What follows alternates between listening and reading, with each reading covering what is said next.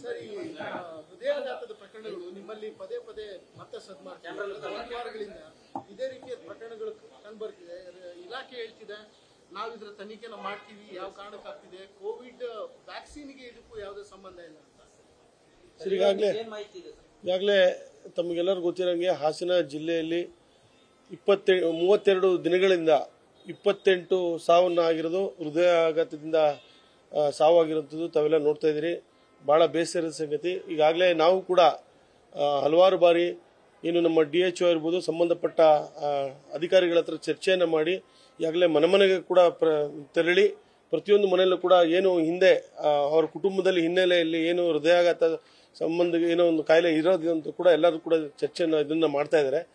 ಆಗಲೇ ನಾವು ಮೇಲ್ನೋಟಕ್ಕೆ ನೋಡೋದಾದ್ರೆ ನಾವು ಈಗಾಗಲೇ ಚರ್ಚೆ ಮಾಡಿದ್ರೆ ಇದರಲ್ಲಿ ಗೊತ್ತಾಗಿರೋ ವಿಚಾರ ಏನು ಕೋವಿಡ್ ವ್ಯಾಕ್ಸಿನೇಷನ್ ತಗೊಂಡಿರೋಂಥದ್ದು, ಅದು ವಿಶೇಷವಾಗಿ ನಮ್ಮ ಹಾಸನ ಜಿಲ್ಲೆಗೆ ಬಂದಿರೋಂಥ ಏನು ಕೋವಿಡ್ ವ್ಯಾಕ್ಸಿನೇಷನ್ ಯಾವ ಕಂಪ್ನಿದು ಅಂತ ಈಗಾಗಲೇ DHO ಆಫೀಸಿಂದ ಮತ್ತು ಸಂಬಂಧಪಟ್ಟ ಅಧಿಕಾರಿಗಳು ಅದನ್ನು ಪರಿಶೀಲಿಸ್ತಾ ಇದ್ದಾರೆ.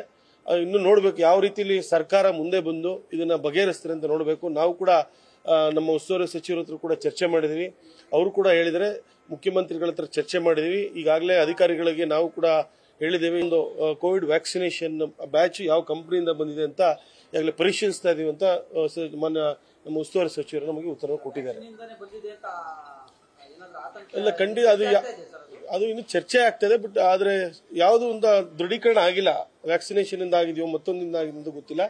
ಆದರೆ ಮೇಲ್ನೋಟಕ್ಕೆ ತಮ್ಗೆಲ್ಲರಿಗೂ ಗೊತ್ತಿರೋದು ಹಿಂಗೆ ಹಾಸನ ಜಿಲ್ಲೆಯಲ್ಲಿ ಆಗ್ತಿರೋದಂಥದ್ದು ಈಗಾಗಲೇ ಬಹಳ ಚರ್ಚೆಗೆ ಬಂದಿರೋಂಥದ್ದು. ಹಾಗಾಗಿ ಮುಂದೆ ದಿನಗಳಲ್ಲಿ ಈಗಾಗಲೇ ಶೀಘ್ರದಲ್ಲೇ ಅದನ್ನು ಬಗೆಹರಿಸಿ ಅಂತ ಹೇಳಿದ್ದಾರೆ.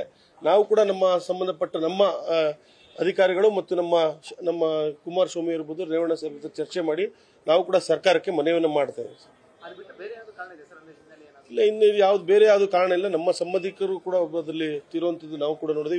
ಇವತ್ತಾಗಲೇ ಒಬ್ಬರು ಮುಸಲ್ಮಾನ್ ಬಂಧುಗಳು ಕೂಡ ತೀರೋಗಿದ್ದಾರೆ, ಶೇಖ್ ಮೊಹಮ್ಮದ್ ಅಂತ. ಅವರು ಬೇರೆ ಕಾರಣ ಹೇಳ್ತಾ ಇದ್ದಾರೆ, ಬ್ರೈನ್ ಹೆಮರೇಜ್ ಅಂತ. ನೋಡಬೇಕು ಯಾವ ರೀತಿ ಇದನ್ನ ಬಗೆಹರಿಸ್ತದೆ ಅಂತ ಸರ್ಕಾರ ನೋಡ್ಬೇಕು ಸರ್. ನಿನ್ನೆ ಸಚಿವರು ಮುಖ್ಯಮಂತ್ರಿ ಒಂದು ಕಮಿಟಿ ಮಾಡಿದ್ರು ಅಂತ ಹೇಳಿದ್ರು, ಸಚಿವರು ಹೇಳಿದ್ರು ಸರ್. ಶೀಘ್ರದಲ್ಲೇ ಇದನ್ನ ಬಗೆಹರಿಸಬೇಕು ಅಂತ ನಮ್ಮ ಸರ್ಕಾರಕ್ಕೆ ತಮ್ಮ ಮೂಲಕ ನಾನು ಮನವಿಯನ್ನು ಮಾಡ್ತೀನಿ. ಈಗಾಗಲೇ ಅವರೊಂದು ತಂಡ ಮಾಡಿ ಪ್ರತಿ ಮನೆಗಳಿಗೂ ಕಳಿಸಿ ಏನು ಅವರ ಕುಟುಂಬ ಹಿನ್ನೆಲೆಯಲ್ಲಿ ಹೃದಯ ಸಂಬಂಧಪಟ್ಟಂಗೆ ಕಾಯಿಲೆಗಳಿದೆಯಾ ಅಥವಾ ಹೆರಿಡಿಟ್ರಿನ ಅಥವಾ ಬೇರೆ ರೀತಿಯಲ್ಲಿ ಅದರ ಹೃದಯಾಘಾತ ಯಾವುದು ಒಂದು ಕಾರಣ ಏನು ಅಂತ ಅವರು ಕೂಡ ಮನೆಗೆ ತೆರಳಿ ಒಂದು ಸಮೀಕ್ಷೆಯನ್ನು ಮಾಡ್ತಾ ಇದ್ದಾರೆ. ಶೀಘ್ರದಲ್ಲೇ ಹೊರಬೀಳುತ್ತೆ ಸರ್. ರವಿಕುಮಾರ್ MLC ಅವರು ಒಂದು ಸ್ಟೇಟ್ಮೆಂಟ್ ಕೊಟ್ಟಿದ್ದಾರೆ, CS ಬಗ್ಗೆ ಬಹಳಷ್ಟು ಅವ್ಯಾಚ್ಯವಾಗಿ ಮಾತಾಡಿದ್ದಾರೆ ಸರ್, ಗಮನಕ್ಕೆ ಇದೆಯಾ ಸರ್? ಸರಿ, ಇಲ್ಲ, ಅದು ನಮಗೆ ಗಮನಕ್ಕೆ ರವಿಕುಮಾರ್ ಅವರು ಚರ್ಚೆ ಮಾಡಿ ಬೆಳಗ್ಗೆ ಸರ್ಕಾರದ ಕೆಲಸ ಮಾಡ್ತಾರೆ, ರಾತ್ರಿ CM ಕೆಲಸ ಮಾಡ್ತಾರೆ ಅಂದ್ಬಿಟ್ಟು ಬಹಳ ಅವ್ಯಾಚ್ಯವಾಗಿ. ಯಾರು CS ನಮ್ಮ ಹಾಸನ ಸಿಇಒನ ಮುಖ್ಯ ಕಾರ್ಯದರ್ಶಿಗಳದ